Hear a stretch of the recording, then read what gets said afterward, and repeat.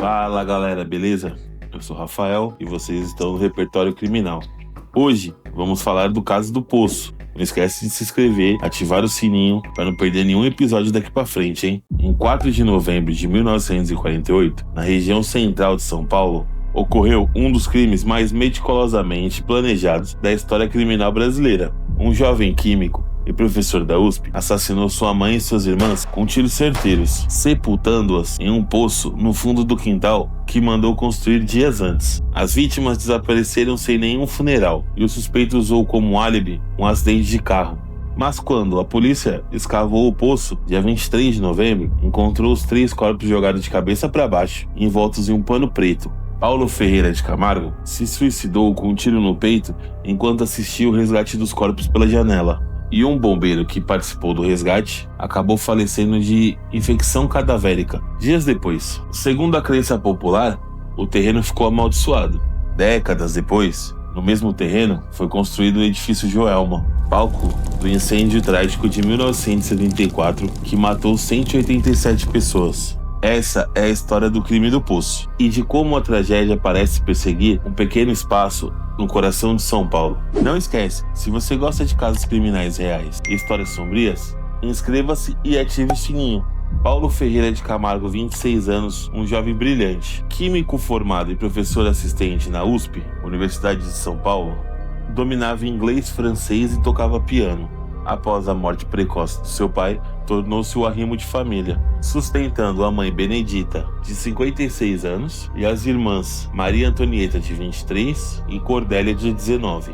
A família residia na Rua Santo Antônio 104, quase de esquina com a Avenida 9 de Julho, onde hoje fica o edifício Praça da Bandeira, o antigo Joelma. Cordélia trabalhava como datilógrafa na Faculdade de Filosofia, Ciências e Letras da USP. Maria Antonieta sofria de epilepsia, segundo registros da época. A mãe Benedita era extremamente conservadora e controlava rigidamente a vida dos filhos. Tudo mudou quando Paulo se apaixonou por Isaldina, enfermeira de 23 anos que ele conheceu na universidade. Para a família ultraconservadora existia um problema: Isaldina não era mais virgem. Para a dona Benedita, isso era desonroso e inaceitável. As brigas familiares se tornaram cada vez mais constantes e agressivas. Paulo passou a exibir comportamentos cada vez mais estranhos e obsessivos. Os colegas de Paulo começaram a notar mudanças perturbadoras no seu comportamento. No laboratório da USP, ele fazia disparos com revólveres, alegando ser experimentos científicos sobre o efeito de atrito nos materiais que compõem a pólvora. Inclusive, ele foi repreendido por reitores, mas continuou. Mais sinistros ainda, Paulo fazia perguntas ao seu superior Paulo Hoffmann sobre quais seriam os melhores agentes químicos para corroer os cadáveres. Na época, isso foi interpretado como curiosidade excessiva. No final de outubro de 1948, Paulo contratou 2 pedreiros para construir um poço no fundo do seu quintal. O poço tinha 5 metros de profundidade e Paulo pagou 2.000 cruzeiros, uma quantia considerável, para que o trabalho fosse concluído rapidamente. Para a mãe, ele justificou que abriria uma fábrica de adubos doméstica e que a água encanada não serviria para seus experimentos químicos. Como Benedita não entendia do assunto, concordou com a obra.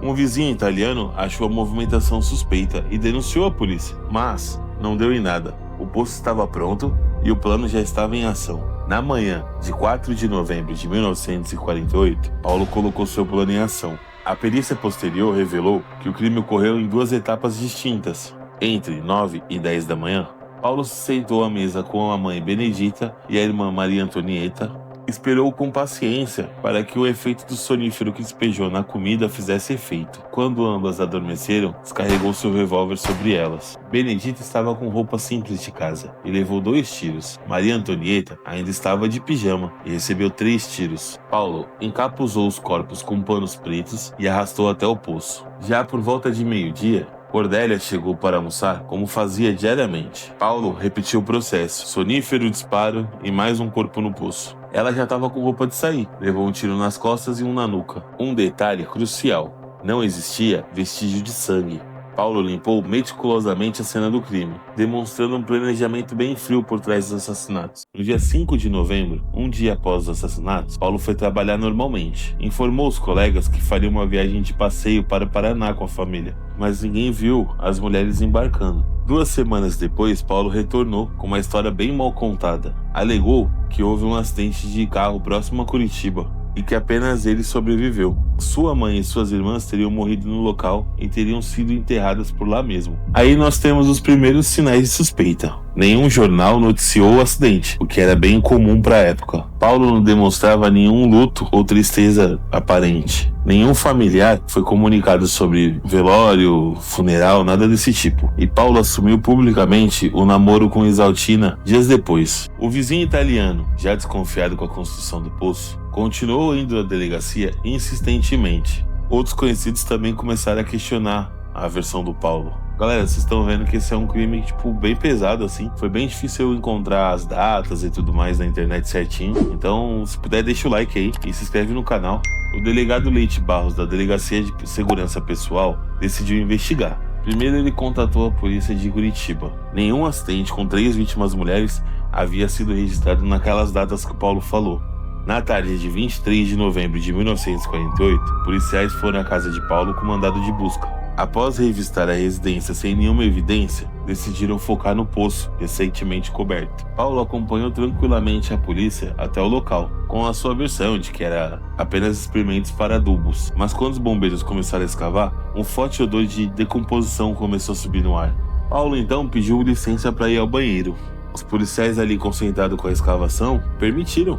Dentro da casa, Paulo pegou sua arma, foi a uma janela que dava de frente para o quintal e, vendo que os bombeiros estavam retirando os primeiros vestígios de corpos, apontou o revólver para seu próprio peito. Um tiro seco interrompeu o trabalho dos bombeiros. Paulo Ferreira de Camargo estava morto, levando para o túmulo seus motivos. Os 3 corpos foram encontrados de cabeça para baixo, envoltos em pano preto, com as mãos amarradas. O estado de decomposição era avançado, mas a água gelada do poço retardou um pouco o processo. Um dos bombeiros que participou do resgate, após manipular os corpos sem proteção adequada, contraiu infecção cadavérica, vindo a falecer alguns dias depois. Isso aumentou ainda mais a aura pesada do local. Nunca se estabeleceu com absoluta certeza o que motivou o crime. As 2 principais teorias são vingança familiar.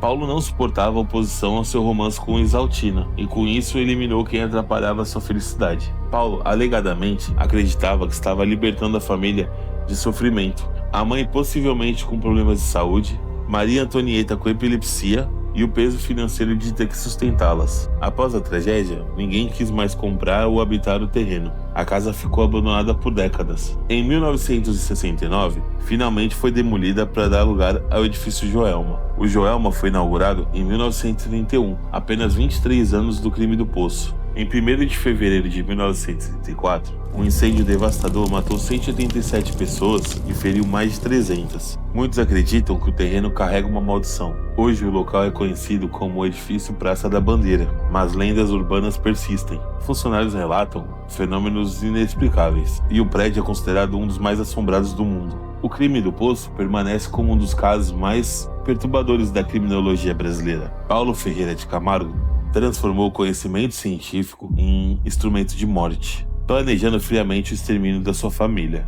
7 décadas depois, as perguntas continuam. Foi amor obsessivo, loucura calculista ou apenas maldade? O terreno na rua Santo Antônio guarda esses segredos, e aparentemente suas vítimas também. E você, o que acha? Paulo foi um homem apaixonado que perdeu o controle ou um psicopata frio e calculista? Deixe suas teorias aqui nos comentários. Não esquece de curtir, compartilhar e se inscrever, tá, gente? Eu sou o Rafael, esse aqui é o Repertório Criminal e eu te vejo no próximo episódio.